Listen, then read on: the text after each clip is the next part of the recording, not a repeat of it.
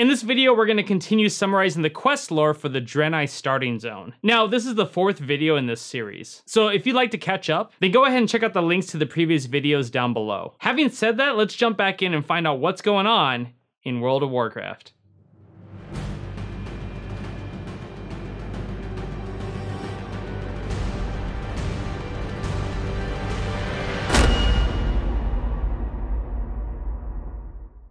Before we get started, if this is your first time here, my name is Quaylin, and I summarize the quest lore that so many people skipped reading while playing World of Warcraft. And I'm covering this content because I was one of those people. I feel that the quests have some good storytelling. Not all of them, but there is a lot of good stuff out there. So if you don't feel like going back and reading everything, but you want to know what happened, then make sure to subscribe to the channel and don't forget to hit that bell icon so you'll be notified when I drop a new episode. I would love to have you here for the journey. Okay, let's do a little recap. Last time we were sent from totem to totem learning the Furbolg language, only to arrive at one of their villages to help save the Stillpine clan. We also attempted to help an injured Night Elf priestess, but that didn't turn out so well. In the end, we were told to look for her allies to the south. But if you'd like to see the entire episode in detail, then go ahead and click this link right over here. Now, let's get back into what's happening on Azuremyst Isle. When you went south, you ran into an area called Odesyus Landing. Upon entering, you speak with Admiral Odesyus, and mention the Night Elf priestess back up at Azure Watch. He says that he'll send someone up there immediately. Adding to this, the Admiral says that they were forced to port here on this island because a few goblins managed to stow away below decks. And when the crew was sleeping, they stole the navigation gear and jumped ship.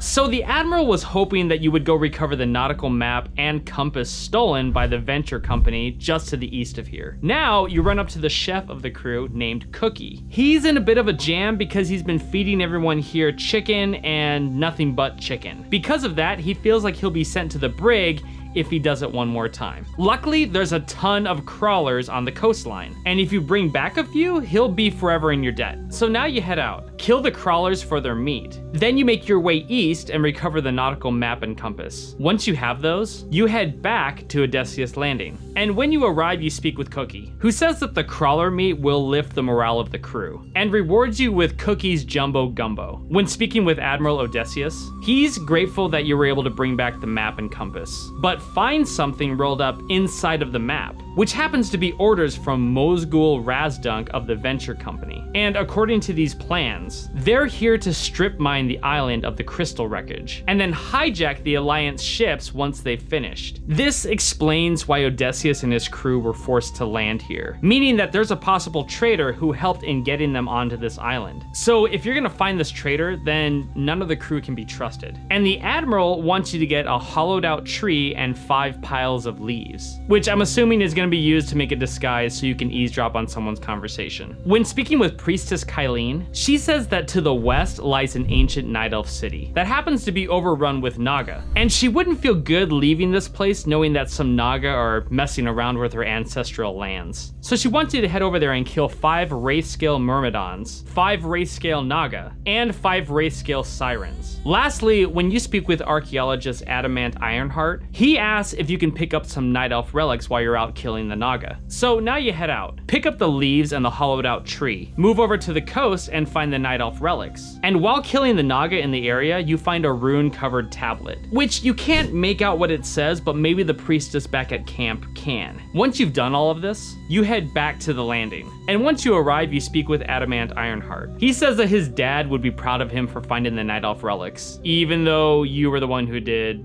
all of the work. But he says that your name will be added to the discovery, and that everyone in Ironforge will know your name. Now you speak with Priestess Kael'thas, and she's happy that you've taken care of the Naga situation at the ruins. Then you hand over the rune-covered tablet, and even she can't read what's on it, but she knows someone who can. So she calls over Adamant Ironheart, and he has no problem reading what's on it. Basically, it says that the Naga warlord named Shriztiz has ordered the Naga to take the rest of the island by force, and he's got reinforcements coming from Nazjatar. Kael'thas wants you to find the warlord and kill him so that the invasion never happens. Now, when you speak with Admiral Odesyus, he says that according to the plans that you discovered, the traitor and the leader of the goblins, named Gezel, are planning on meeting at the cove on the western island. So you're to go over there and look for a Naga flag, which will mean that the meeting is planned. Then use the hollow tree and leaves as a disguise, so you can listen in and find out who the traitor is. Now you head out, and make your way back to the ancient ruins to find and kill Warlord Shriztiz. Once he's dead, you head out to the cove to listen in on the conversation. Upon arriving, sure enough,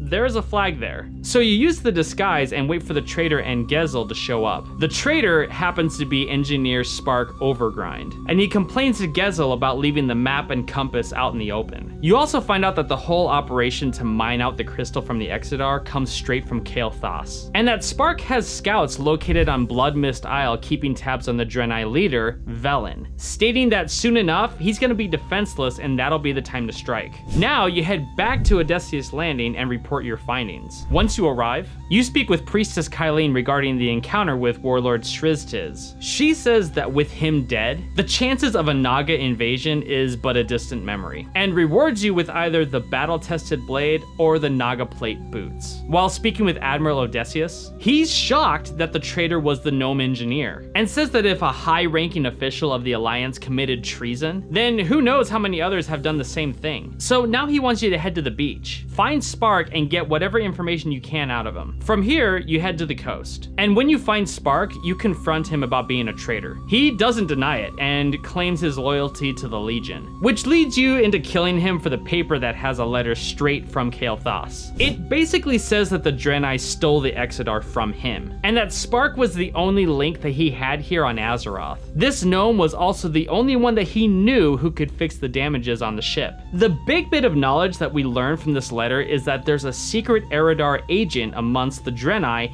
and we don't know who she is. Now you head back and speak with Admiral Odesyus. He says that this information must reach the king as well as the Draenei leaders, and rewards you with a new weapon of your choice. The Admiral mentioned that you should report this information to your leaders, so you head back to Azure Watch to tell Exarch Menelaus about what happened and how it could affect the entire Draenei race. We're really close to finishing up the Draenei starting zone. And just like the Blood Elves with the Ghostlands, we won't be continuing into Blood Mist Isle because I want to move on to other things. So next week we'll finish this area off and then we'll move on to something else. But before we wrap this up, I want to thank the Patreon subscribers for their constant support. If you would like to help out with the channel and keep this project going, then go ahead and check out the Patreon link down below. And with that, we'll see you next week when we find out what's going on in the Tales of Azeroth.